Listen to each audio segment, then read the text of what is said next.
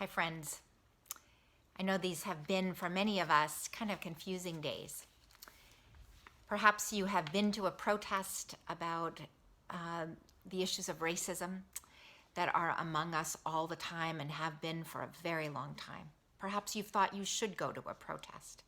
Perhaps you've wondered whether those protests have anything to do with you. I think we're all wondering those same things, and I'm grateful for this time that is inviting us into a conversation about race and bias and privilege that we probably should have been having for many years. But this moment gives us an opportunity to have it now.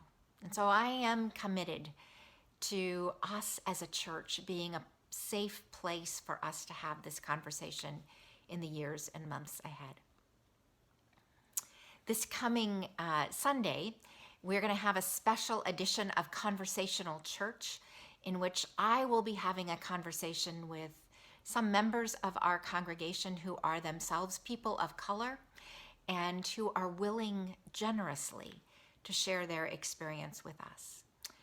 I feel as a person who is white that I need to stop and listen before I start speaking about my experience of privilege or racism or even wanting to understand more. And so we're gonna let you overhear our conversation at 11:15 on Sunday morning, and be part of a conversation that I hope will launch us into a longer and sustained conversation in the weeks ahead.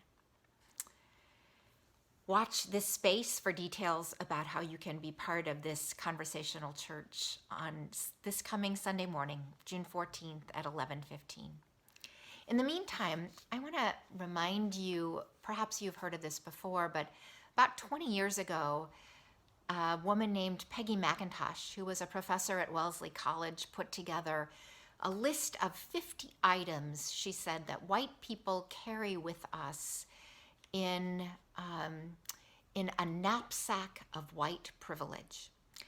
It was part of her recognition that privilege, or that racism is not just mean acts, individual acts, but it is part of a whole system that has conferred dominance and power and privilege on white people in a way that people of color don't get to experience themselves.